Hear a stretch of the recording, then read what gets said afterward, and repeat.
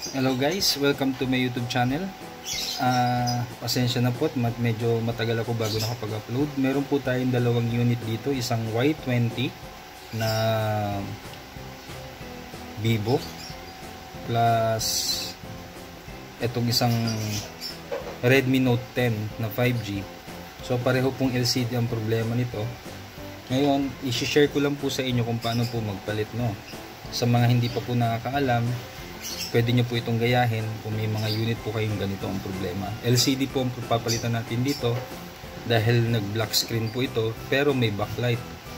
So natanggal ko na po ito, nabuksan ko na kasi kailangan kong i-test yung LCD na bago dahil nagpa-deliver po ako kanina.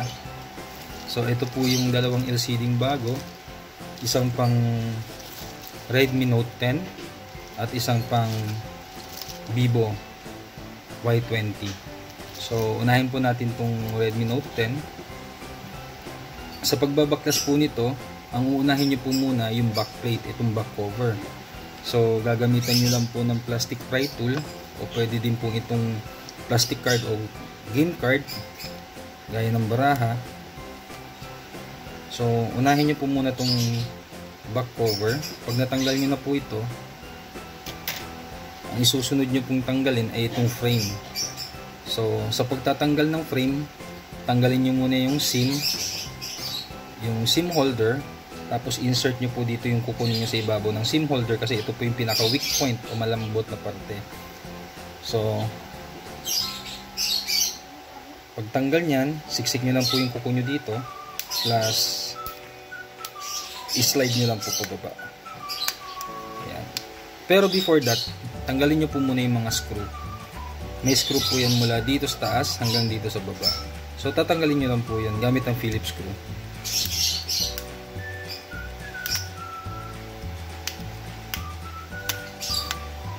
So pag naiangat nyo na po itong frame, tanggalin nyo po muna itong fingerprint. Ito po yung fingerprint, itong connector na to. Huwag po kayo gagamit ng any metal para hindi po magkaroon ng short o hindi mag-short. So gamitan nyo lang po ng kuko. Yan. Tapos bago nyo tanggalin o hiwalay.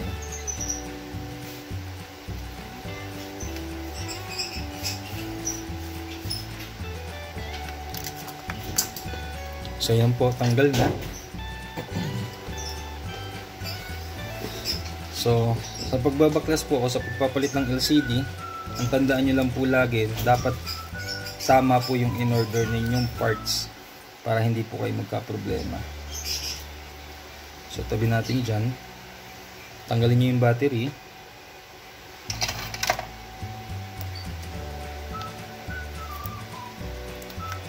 Tapos disconnect nyo po itong battery connector. Ayan.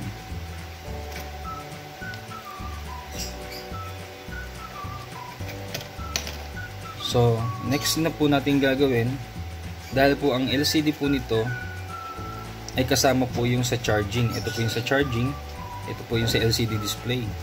So disconnect po natin dito sa may charging board. Ayan po.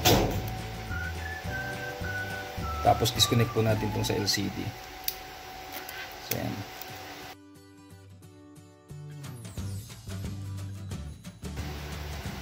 So ito na po yan. Pangalawang palit ko na po ng LCD nito dahil nalaglag daw po. So yun, nagkaroon ng sunog. May damage po ito dito sa ilalim. Ito po, may makikita po kayo ditong tuldok. Ito po. Yan po, ito po, sunog po yan. So obligado po natanggalin o palitan. Sa pagpapalit naman po ng ganito, huwag nyo pong kakalimutan na tanggalin nyo po itong plastic na to dahil ito po yung sa camera, sa front. Tapos tanggalin nyo rin po itong plastic na to.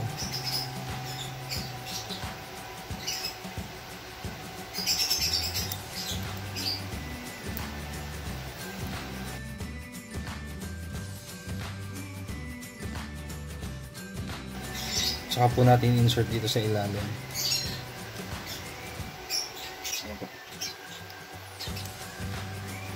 So yan guys, ganyan lang po ang magpalit. Siguraduhin nyo lang po na fit lahat bago nyo isalpak. Tapos i-check nyo rin po kung nakatabingi po yung frame gaya nito po. Dahil nalaglag nga po yung frame, nakaangat. Hindi diretso po. So pwede po ma-damage tong LCD. So ang gagawin po natin, idiretso po muna natin yung frame para hindi po natin ma-damage yung LCD.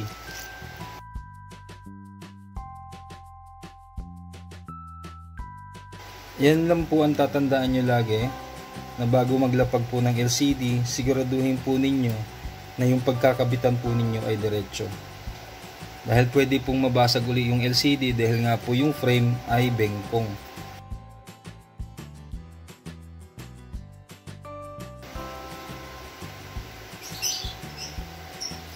Tapos linisan nyo po lahat ng sides nito para lapat na lapat po yung LCD bago. Kung magdi-DIY po kayo ng cellphone ninyo at itim po yung cellphone ninyo, ang bilhin nyo pong pandikit ay itim din para hindi po masyadong halata yung pandikit. Pero sa pagkakataong ito, clear po ang gagamitin ko na pandikit dahil wala po akong available na black.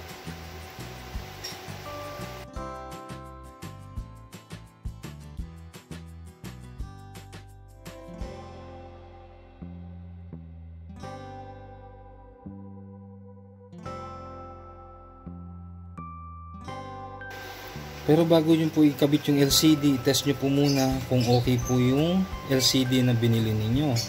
Kasi baka mamaya, ikabit nyo na, sira naman pala po yung LCD. Once na nalagyan nyo na po ito ng pandikit, hindi nyo na po ito mababalik.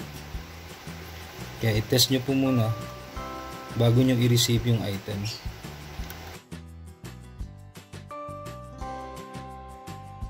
Yan po kung meron po kayong supplier na kilala. Pero kung sa online nyo po ma-order yon o sa online kayo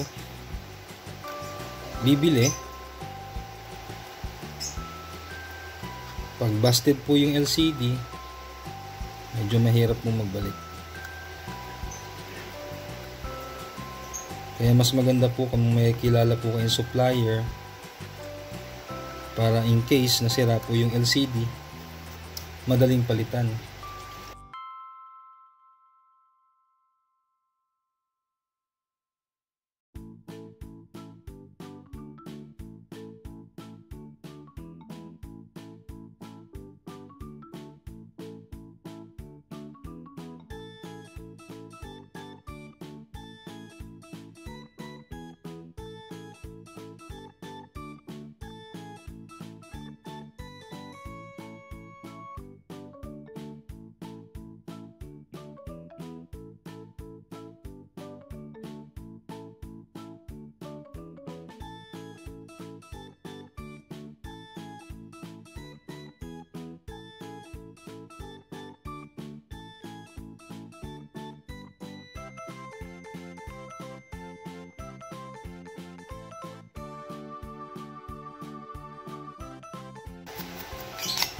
So isa pang iingatan nyo guys, huwag nyo hawakan tong lens pati tong sa likod para hindi ito lumabo yung camera.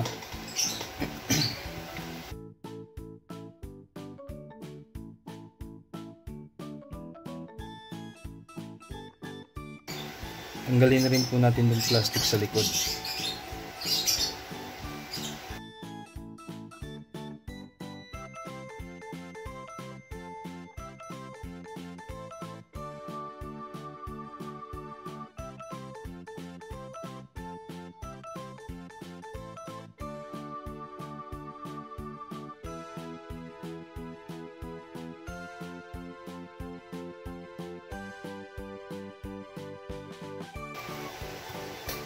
So yung ngayon guys, dahil naikabit na natin yung LCD, gawin natin, itapal natin tong LCD sa likod, yung luma, lagay natin dito sa harap, bago natin talian ng goma.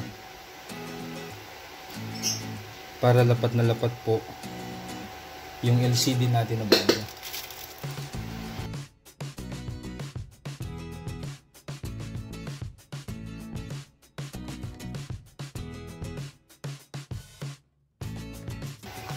Nilagyan ko lang po ng plastic yung likod para hindi na po madumihan, dahil mahirap po maglinis ng lens.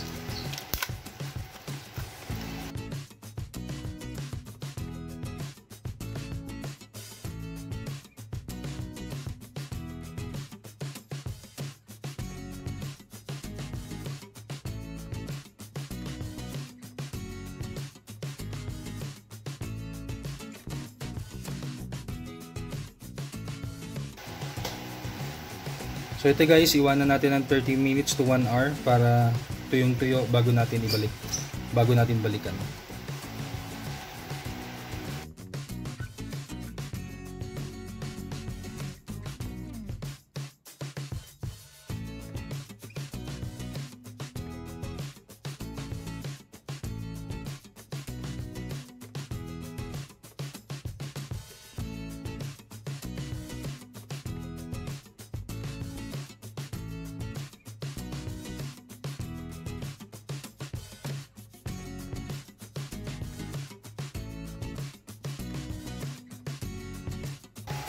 So okay na po guys, balik ko na yung nasa likod.